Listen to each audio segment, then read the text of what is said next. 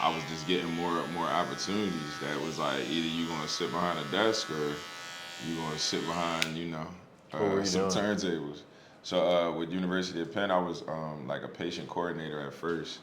I worked in like internal medicine with like your primary care physicians. So we was doing basically like all the protocols for the doctors, scheduling patients, medication refills, just like all the admin work. So you had a full-time job, like when Yeah, you got yeah, your, yeah. so like, Full so, time desk job. so were you, so you didn't have like a rinky-dink setup when you first started? You kind of like had money to get like a decent going? Well, it was crazy because my first setup was actually like some decorations that you would have on the wall.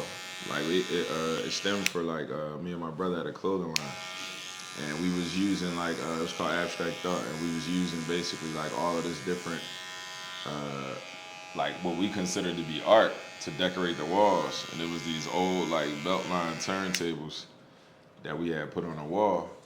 And then when I finally like decided to take DJing serious, I just took them, cleaned them, watched YouTube on how to set up like a mixer and all that. I bought like a bullshit cheap mixer, and I just basically like watch videos on how to set it up, and I started from there. So it was kind of like half rinky dink, half like you know, couple dollars. I think I actually had spent like my last 400 before I was going to Miami. And I was like, yo, DJing is really what I want to do, man. So I had like a good like four. I think I had like 500 to my name at the time. And I spent like four and some change On just to get DJ equipment? just a mixer, not even equipment, just on a DJ mixer. How did you know? How did I know that I wanted to do That, it? yeah. Man, I think I just always had like I always had like an interest in like educating people. That's what my degree in. So I always had like an interest in like teaching and educating. But then it was kind of like when I realized like, yo, you could really change the mood of people just through music. And like you Big could really, time. you know what I mean? Just Big like time, command the bro. It's room, really crazy, sway actually. the energy, just I don't know. Like I just felt like I was just doing like I don't know, like a human service or something. Like early on, that's what it felt like. It's way different now. I But was about to say, there's no way you still feel that way now. nah. Now it's not. It's not. It's still a passion though. You know, Right. it's still a passion. Do But you remember when it became more, obviously it's a passion, but it started to feel like work at a certain point? Do you remember at what point it like you were like, okay, this is I work think now? it felt like work when I started to establish a family. That's when it started to feel like work because it was like I can't make the same decisions that I would have made as a single man as opposed to being like a family like a Right. husband a father all of that stuff like you can't make the same sacrifices. You know what I mean? You can't make the same like, all right, I'm gonna just go figure this out or try this out, see if this work over here. You know what I mean? Like you got to be a little bit more sure in your decisions. Yeah, like I said, I did have Family once, I I get did it. have a family once. But I don't know. There's a couple sides to every story, but Oh, for sure. I definitely do agree. Like, fortunately, barbering is how I pay my bills. But like, I mean, I met you. I don't know if you remember, but I met you back in 2021, right after, or 2022, right after Dolph died and Glock went Okay. on tour. I'm friends with like Glock's whole team. Okay. So Okay. I shot Okay. that show You at the shot the show. TL Okay. at I the know you told me. TLA, I and I know met you there. that. But like, and I had a family then, Okay. so I had been Okay. cutting hair, leaving here to go do stuff like that, Okay. and then it kind of, you know how it, like it Yeah. just certain people, like certain significant others can kind of Adapt to it and adapt. some Yeah, can. some can't, and I'm not someone that was ever gonna fold on what I wanted to do because someone couldn't. Right. And, Right. Right. Right. I think long term that probably played a And big role. I don't think you should feel, you know what I mean? Not saying you do, but I don't think No, anybody should feel like, you know what I'm saying? no, you really only have one life, bro. You gotta live. Like, I mean, maybe you have more. I don't know, but Well, depending on what you believe in. yeah, but like, I don't know, dude. As far as I'm concerned, time is of the essence. For sure. So how did it get you started? Wait, so have you been you're married, right? So you've been with your wife for a long time? No, I've been with her since 2013 when I started taking it So serious. when you started taking it serious. So she had to be supportive. Yeah, so She had to be supportive, super supportive now because you go on tour and shit too. Yeah, it's a lot of like. You're not home a lot. It's a lot of Not to like throw you under the bus. No. But like, that's something that's crazy. You sound like her and my daughters in some ways. And it's not even to, say it like it's a bad thing because they understand like sometimes you got to go out there and get it, wherever it's at. But it is sacrifice, man. It is sacrifice. well, you've been doing it for a while and you have known her. I think it's harder when opportunities more and more start popping up after you've like already established a base of a life, if that makes sense, right? Right. So like if you're with someone and you have like a really good base of like foundation of a normal life, right, and then things start popping up, it gets harder to be like, yo, I'm gonna go do this opportunity or do this. But if someone's with you from the beginning, I feel like it's like you got like that conversation's had, you know what I'm saying? And it's like, kind of like almost like you grown with me. So right, like exactly. Yeah. And I think that people who get that opportunity are super fortunate. Right. I think that's cool. So did you get started in obviously you got started in clubs, or how did it? Yeah, so one of the first clubs I actually did is still on Temple campus. It's called Pub Web. Oh shit, for real? Yeah. So they were they were real instrumental in the beginning of the clothing line that me and my brother were starting, and we were using Pub Web just to kind of like host little events. Like we were doing stuff to. You gotta remember, like the internet wasn't what the internet is now. No, dude, that was like 2013, bro. We were just talking about it. It was Instagram was literally pictures. Like you couldn't even post. Like there wasn't even 30-second videos on Instagram. Wasn't no videos. Wasn't no carousels. No, It was just nothing, one dude. picture you get to drop. Nothing.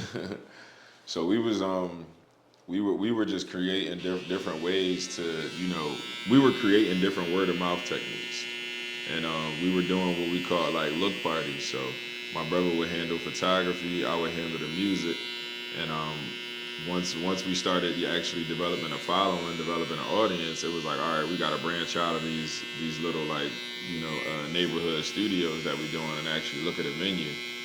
And Pub Web was one of the first venues that we went with. And eventually, when they had the opportunity, they hit my brother and was like, yo, you think Boog would want to DJ for, I forget what it was at the time. And my brother just agreed to it. And then he told me, like, yo, you going to be DJing at Pub Web doing X, Y, and Z. And I was like, for real? Like, I had no idea. You know what I mean? Like, I didn't even have DJ equipment at the time, for real. Like, I was just doing it off of, like, DJ apps on the laptop. That's fucking crazy. And just, step by step, just build from there. You know what I mean? One foot in front of the other. Did you know Fridayy at that point already? No. So the Fridayy conversation, that actually was later on, after I had already gotten like some level of tour experience, club experience, festival experience. So how do you get that experience? Without an artist. Without an artist? Because like obviously there's DJs that just like do weddings and just do like bar mitzvahs and like whatever the fuck else, right? But like you're not like I've seen both sides of the spectrum, and your side is pretty cool. You feel me? Appreciate that, man. But it's just like, how do you even get into that? So you have certain concert promoters that value, house music and keeping a relaxed atmosphere until the artists get on stage. And then you got some concert promoters that's like, I want high energy throughout the show. So I was able to team up with my guys that do dope shows, and also my homie Tyler that worked for Live Nation. So just having different relationships with people that do chord shows. Manager? Chord manager Tyler, Yeah, I know that guy. He actually through Mike Morak. You know Mike? Mike Moore. The white dude that hosts the Rumpf tournament? Oh, yeah, Morak, yeah. Yeah, Yeah, I shot my first. It was the year Friday performed at Roots Picnic. That was our first year. Yeah, I had it. That was my first media pass through Okay. Mike, who was through. Yeah, Tyler. I got yeah. you. So, Super yeah. crazy. The city's so small Small, when you right? get there, bro. It's so weird. Once Like you start talking. 4 million people, and like once you start talking, you start really realizing that it's not that fucking big. Not that big. Yeah, Man. it's crazy. But nah, to answer your question though, it was just like, some concept promoters would be like, yo, can you hold it down in between acts? Because with most shows, some artists are late, some artists, need more time. Sometimes it's like, yo, you get an opening act here and there, so it might start with like me DJing for like the opening act, you know what I'm saying, and then going from the opening act, it's like, all right, we'll just stay on until changeover, and then after you do a couple shows and you actually have a good response from the crowd, then the calls start coming. Right. And it's like, yo, I got this show. Can you DJ for this opening act? Or I got this show. Can you hold down the intermission? Or can you open the show? Or you know what I mean? Like just stuff like that. Right. That's how. So like I've done 2 shows at Red Rocks with Glock, and Okay. DJ Memphis has Memphis, gotten they've definitely done that, because I've met a couple of DJs from the Denver area Okay. that handle like intermission and stuff like that. So that makes sense. That checks out. Nah, That's cool. for sure. So how did that lead to tour with like being Friday's DJ? So just having that experience, you know what I'm saying? It's the same way like as you being a barber, right? If people know when they come to Philly, if I need a barber, I could call Jay and he gonna slide, you know what I mean? Dependable, you gonna deliver, the service is gonna be good, you're gonna be professional, you just gonna get more calls. Right. So one thing I try to always do is just keep a clean image, do good business, and the calls come, and one of my mutual homies, he called me and he was like, yo, my man Fridayy, he about to start doing shows and stuff. He looking for, a DJ. And I had never, heard of him. I didn't know him. But if you let Fridayy tell it, he'll tell you like, yo, I knew Bug because I was on the radio at the time. Right. So through the mutual friend, they were like, yo, why don't you ask Bug if he'll do it? And they, called. Me and Fridayy linked up for the first show was at the Roots. And it was funny because at the time he only had the hit single God Did. I was gonna say, yeah, that wasn't that much.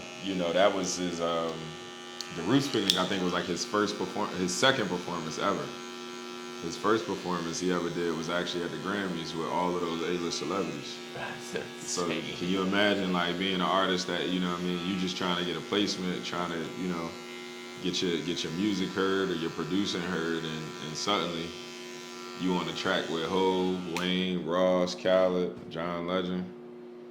And the first time you perform is at the Grammys. Yeah. With you know what I'm saying? With all of those artists. So when it came back to being home, it was just like yo, bro, like I love what you're doing. I love your progress. I'm happy to, rock with you from the start.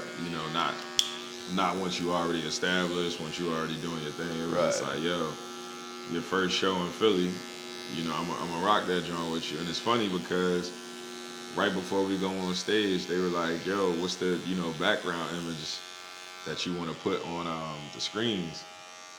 And I'm like, yo, Fridayy got a logo. And our manager at the time, Edgar, he was like, nah, he shrugged his shoulders like, put yours up. So literally while we performing at the Roots Picnic, it's like DJ A Boogie on stage, but it's Fridayy, performing. So that was just one of the funny, funny stories of when we first started that I was just like, damn. And we've been, locked in ever since. Did you ever see yourself going that route? I knew early on, like my goal was to see the world. Right. You know what I mean? Like I didn't really have a singular goal of just being a touring DJ or festival performer or whatever. But I knew early on, like, yo, I wanted to just tour the world, see life from, different people's eyes and perspectives. And I kind of knew music would carry me there, but I didn't know in what aspect, whether it would have been producing, whether it have been, drumming, playing the drums, whether it have been DJing, Do you tour produce DJing. and play drums too? So a little bit of like both of those things. Not enough to really like go into extensive detail, but like I've partnered with different producers just to like get my ideas out. You know what I mean? Like just having different drum patterns or just knowing like what goes in the club and within the first 5 seconds knowing like, yo, is this something that people gonna keep listening to or whatever. So I've had opportunities to partner with different producer homies and collab on certain things. But that was even a struggle, you know what I mean? Like sometimes when you want to get into a new field, you don't always have people that are receptive. You know what I mean? So it's like sometimes you go to get into the field and dudes are like, nah, this is what I do. You know what I mean? You Yeah. stay over there with what you do. Yeah, I mean that's on especially where we're from. Yeah, In yeah, Philly, bro. Like that's how everyone is. gatekeeping, you know what I Yeah, mean? dude, at an all-time high here. Um, how do you guys, I feel like, honestly, as someone who, I frequent live shows, Yeah. how do you feel, like, obviously, you play a major role in, like, the tempo of the show. How much input do you have, like, when, like, you and Friday are preparing for tour and stuff So, like that? I would say that opinion is there, but it's almost like and I'm gonna just use the analogy. It's almost like being AJ Brown on the Eagles. You see what I'm saying? Like the talent is there, the opinion is there. People definitely gonna listen to what I say, but for the most part, I trust. You know what I mean? Our manager Edgar, I trust him. I trust Friday. You know what I mean? As the curator and creator of most of the music. You know what I'm saying? So there's certain times where like I hear a song, like when Friday drop a song, he'll play it for me. You know what I'm Right. saying? Like we got hella yo bro, pull up a chair, let me play this for you. Or we get in the car, that's almost like our listening sessions, like the car test. You see what I'm saying? So like when he Yeah. about to drop music, I'm always like in the yo book, listen to this, listen to what I just did. You know what I mean? Like that's more so where I'm telling like, yo, this is hot, this is hard. It's like, I don't really know if I like this one or what have you like that. But for the shows and the festivals and stuff like that, like that's usually like it's like a fully curated situation in the sense that the songs are gonna go with the visuals, with the Right. story, with the everything. So although I might be the one that's like, yo, I'm hyping it up, it's also like a whole game plan. You see what I'm saying? Like it's a Sure. whole like so I might be like, yo, we gotta get Baddest in the Room, One Call Away, and Biz YO. We gotta get those joints played, but it's kind of like where it get played is always like Gotta get played, dude. you see what I'm saying? Like it might be like, yo, this gotta get in the set. Yo, we ain't did this in a long time. We ain't got it, but ultimately you just gotta trust Yeah. the direction of those. That's Do you guys go over the set pre-show and like Yeah. and like y'all two will sit there and be like, all right, well, But you gotta remember, like some shows, right? Like with certain rappers, some shows are just like easy DJ artists, bang bang bang. But they also feel like that during the Yeah. show. You know what I mean? They feel like, Right. yo, we just That's why, smashing yeah. just MP3s, just getting through songs, getting through songs. Friday's show is a little bit more of a we call it therapy. You know what I'm saying? Like we don't really even call it like a show. We call it like therapy, just because it's like it's different emotions depending on the pocket that we in. Like the first pocket that we might be in, is the wait for me, sun comes down type days when it's like, yo, it's hard, you know what I'm saying? But it's always the sun is gonna come out tomorrow. You know what I'm saying? You might have been going through something, but it's like, yo, you gotta start like overcoming. You gotta start looking at like when the sun comes down, that's when we look up. You know what I'm saying? Like so the opening might be a little bit more Yeah. you see what I mean? Like I don't want to say spiritual, but the opening Right. might be a little I bit was more honestly like, gonna yo. say it's like Sunday. Yeah, it's like yo, It's like Sunday. you could feel like, you know what I mean, you overcoming some shit Yeah. when you're doing that. And then it's like, all right, well, we know we gotta actually get to the part where people want to party. So that's when you start seeing the features and the one call aways and the baddest in the rooms and stuff like that. And then it's like, all right, well, it's some love songs in there that people gotta hear as well. So that's when you get into the Mariah the Scientist features, the When It Comes to You and stuff like that. But where I would say Friday actually usually excels the most, or the part that we look forward to the most, is the some days I'm not type vibes. You know what I mean? Some days you good. That's the happy, overcoming, inspirational songs. And then some days I'm not is when you got to face reality. That's death in the family. That's almost lost my way, chasing my own my own demons. That's just stuff like that. You feel me? Do you prefer to perform in front of an arena full of people, or do you like to perform in a club full of drunk people? Like, which one do you like to play at? They both serve different purposes, Right. man. You know what I mean? An arena is fun because it's just like it's a chance to just really just be on stage, perform, and just deliver, something that you've been working on, and you know what I mean. The Right. confines Yeah. of your own. That's definitely. That's what I mean. That's a feeling that you can't really explain until you get up there, man. Like, and I don't think really anybody until you are a creator and you take something like a blank canvas and you make it into something that the world love. You know what I mean? Just like even my profession, like DJ Boogie is a made up individual. You see what I'm Right. saying? Yeah. Like No. that's something 100%. that you come up with in terms of like, all right, what am I going to be? How am I transition this, and how am I going to package it for the world? So Yeah, you're showing up differently for a boogie versus yeah, dad dad or the husband. You know what I yeah. mean? Like, you're just showing. It's just the fact of the matter. Nah, but I mean the club full of drunk people, or the corporate gig full of Fortune 500 folks, or you know what I'm saying, like That's got to just be an interesting experience. oh yeah, like my DJing path is unique in a sense that the audience, the range of audience is all over. It can go from the hood, hole in the walls to international festivals. So how do you learn, like, for a Fortune 500 gig, like, how do you prepare for something like, because you obviously have to filter what Yeah. you play, right? So how do, like, How do you prepare for yeah. it? You just know. I And then can guess. you obviously read, like, the room midway through and be like, all right, I could probably get away with throwing this in here. Yeah, because you just start seeing like the personalities come through. You know what Yeah. I'm saying? You seeing people personalities come through the music. You see one song get played and it triggers somebody. You know what I mean? You see another song get played, it might trigger that person. So then somewhere along the lines, there's like a happy medium of like, It's gotta feel pretty good when you put some fucking something good on and you see like the white guy in the room just like, oh yeah, oh, yeah, yeah, all right, we got him, we we got got him, one. You know we're what I good mean? now, we're good. Nah, you see that. It's funny because you see that a lot of times happen in spaces that you you find your biggest challenges. You know what I'm Yeah, saying? 100%. Like they almost look at you like the black guy with dreads, and Yeah, dude, you're it's looking got, at them kind of like the white collar yeah, lawyer, yeah, so dude. to speak. So Yeah, it's it's all different, obviously man. got to be tough to go into. I mean, obviously, I've been white my whole life, so I've never really.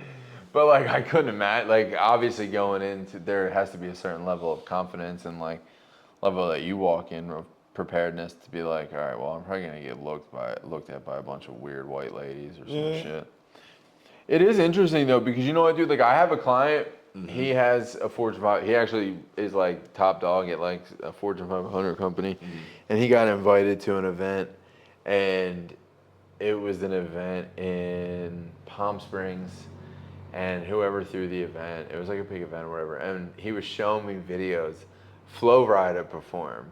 And Okay. it's like a whole side. I feel like it's just like a whole side of the music industry that people don't ever talk about. Like that motherfuckers are out here doing corporate Oh yeah, gigs yeah, too, yeah, and yeah. just getting a fat check. But that's what I mean, and that's kind of like the balance is can you operate in more than one world? Right, dude, and that's probably where a lot of people fail, bro. Like a lot of people might not be able to transition from like controlling an arena to going into to a Fortune 500 room. You know what I mean? To a holiday party for a white collar. Yeah, dude. Like, there's definitely a lot. That's a certain art and skill in itself, bro. I mean, that's not even just discussing. That's not even discussing the subcultures that exist within the genres you might already do. Like, think about this, right? You might be a hip hop DJ, but you just said you cool with Paper Out Empire. That's a whole subculture within hip hop. Dude, that's a whole sub. Like, people ask me how I even ended up there, and I'm like, dude, I don't. 3-6 Mafia, I think, is what started it all, and that's like that region of sound for me is like how I ended up.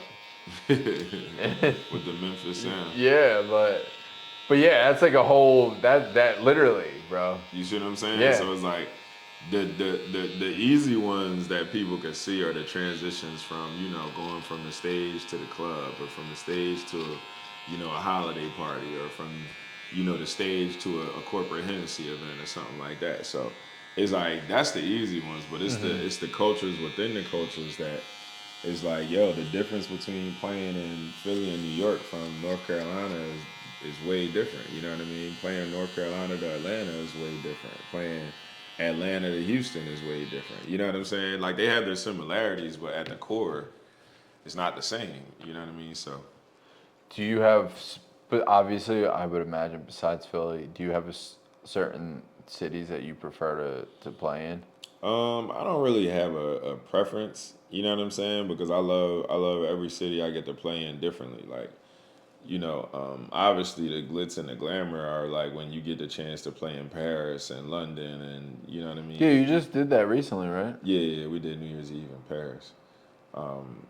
Those are the ones that give you the glitz and the glam, and oh, you did that. But it's like, I also had a chance to perform in Western Canada. I think I was in Saskatoon, Saskatchewan. Yeah, bro. And it was just like, you know what I mean? Like, I say that to people and they kind of like, you know what I mean? But I love playing there, and the challenge that gave me, the same way I would love playing, you know what I mean, in LA. What were you there for? Nah, they reached out and was like, yo, we want to bring you here. And I was like, yeah. Like, as a person? Yeah, just like as a DJ. You just like DJ on your own entity, not with Hennessy or anything? Nah, not with Hennessy, none. It was just like, yo, we look to bring the top DJs from around the country, and somebody mentioned you. We saw your page. We agreed. So what was it, like a party or something? Yeah. That was a party. Fire. Was that it was sick? A club. Yeah, it was one of those, like, I did Saskatoon, and then I did what was it? Edmonton, Alberta, I think. Yeah. So between those two, it just was like, that's up there, bro. Yeah. Shit took like, it was like flying to LA. Like, you had to fly to Canada first. Then dude, that shit is up there, dog. It was a time. I would imagine it was. How was New Year's Eve? New Year's Eve was dope too, man. Like, that was just the idea was just, like, people want experiences now. You know what I mean? Like, people don't want to do the same thing. So my goal, and I was able to partner with my family's organization, North City Congress. So the whole goal there was to just, take people and give them an experience, man. Give them something that they, may or may not have ever done before. Like, some people may be, looking to travel or looking to do certain stuff, but just don't got the reason to. They don't got the one thing that's like, all right, I'm going to get up and go. Right. You know what I'm saying? So you hear that a bunch of your friends are going to Paris, and they taking their moms, they taking their grandparents, their kids. Like, it was a whole, like, family situation. It was costly, but certain things you know what I mean? Certain memories is just like, you don't even put a price tag on it, man. It's just like, yeah, it costs. So you had the whole family out there? Yeah, me and my 2 daughters, you know what I'm saying? My wife was out there. We had, aunts, cousins. Boy, that all is of them, man. fire. Stop playing that. It was like 100 people. 100 people flew out there, man. What the fuck, bro? It's sick. Yeah, man, it was dope. And that was, you know what I mean? That was just like the whole thing. Like, yo, let's start the year off doing something different somewhere else. So, kind of set the tone.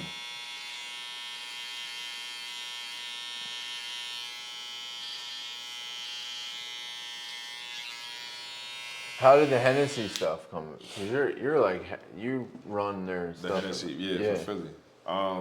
The Hennessy Is that more of like situation. like an office style like thing, or is that? Nah, it's more like if I had to give you a quick example, think like how the females be with Fashion Nova. You know what I mean? Like they Fashion Nova gotta have somebody that represent their brand, in major cities. So it's the same way with like liquor brands. It's like, yo, somebody gotta represent us and be the boots on the ground in these major cities. And they kind of like it's not one of those things where you really go apply. It's kind of like you get sought out. Right. You know what I mean? Like that's more so what it was. Like somebody that was in the position is leaving, and they like, yo, this is who I want to take over for me. It's like that type of situation. It's not like, oh, you go on LinkedIn, Yeah. and you just Google some shit, and they Yeah. like, oh yeah, if you want to be a rep for Henry, it's right here. Apply. It's like, no, it ain't. Yeah.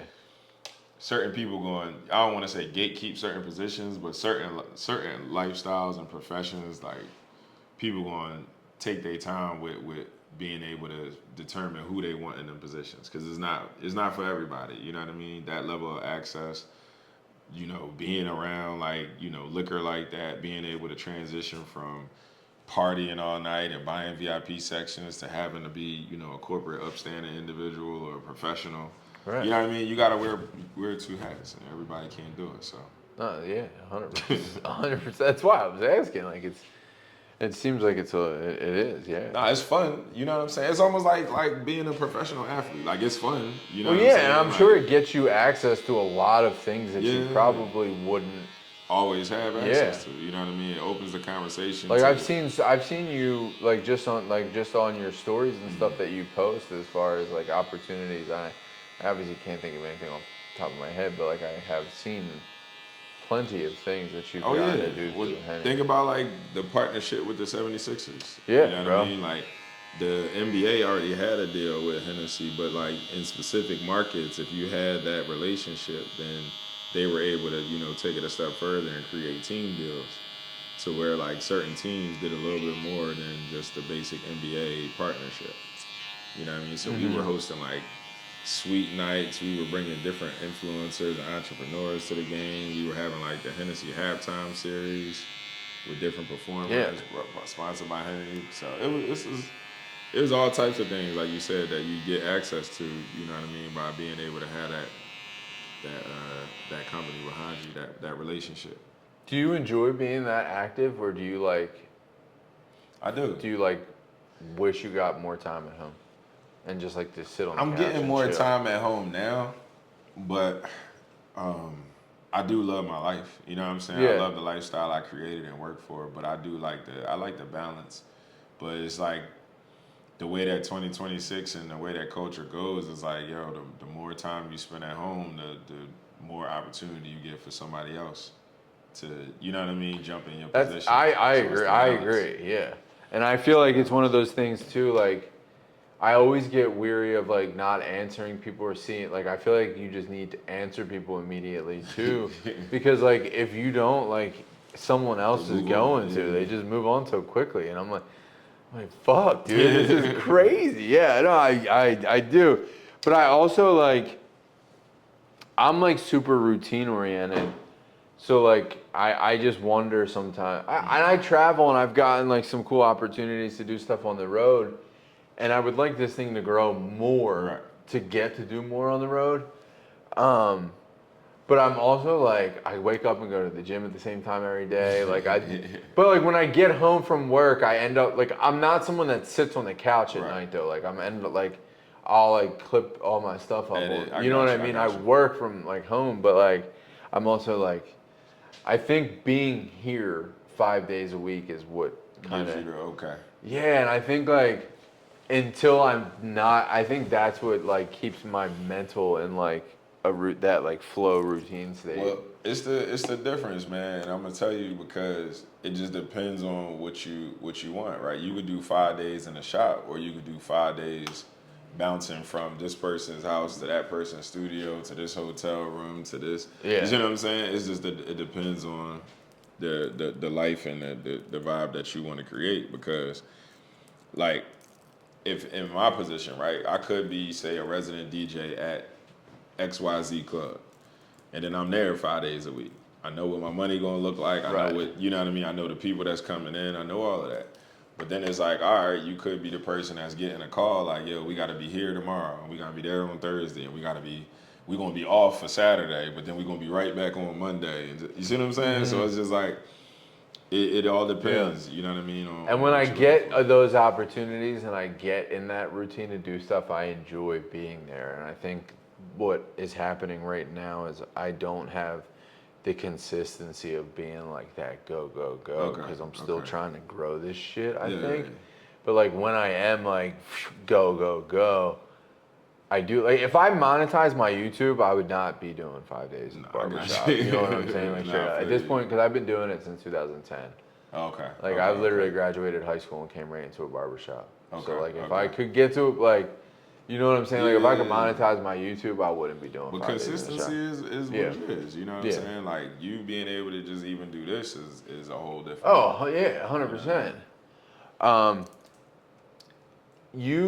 We obviously like actually officially met last year on the set of Proud of Me, and it's been about a year now, and that thing was major, bro. That song was major. Do you like working that close with an artist like Fridayy? Do you notice like a shift in momentum when something like that happens? Because I feel like as a spectator, I notice the shift in the momentum. Yeah, I was gonna ask you because I think with me, it's like when you close to it, you kind of feel like every song is gonna be the one that go there. You know what I'm saying? And then certain ones you got to like, all right, no, this one for real. Yeah. You know what I mean? But I think at that point, I think we seen the momentum shift and we knew that it was different because we saw the reaction from the artists themselves. So it's like one time, it's like when you see certain artists like, yo, I did this in the studio, I did that in the studio, I did that in the studio. But when you see like them actually become emotional from the lyrics that they putting out, when they actually take time and like. Were you in the studio? So I wasn't in the studio, but I was on FaceTime. I was on FaceTime with our manager, Edgar, while they was in the studio. And the stories is true though. Like Meek really, you know what I mean? Damn near took like 11 hours, almost 12 hours on one verse. That one verse of Proud of Me. And when you see that somebody putting that much passion, that much effort, that much everything into the verse, and then when it come out and you just see the whole room like emotionally change, it's like, all right, now I know we got one. It's different when it's like, yo, you got a 808 in a club joint. Like you just like, all right, this might go in the club. Like you listen, but it's a whole different story when it's like, yo, these lyrics are painting a picture to take me back to a time where it's like, yo, I lost my mom when I was in 9th grade. You see what I'm saying? So it's like taking you back to a time in your life. And then when it's like, yo, normally it's songs about like moms.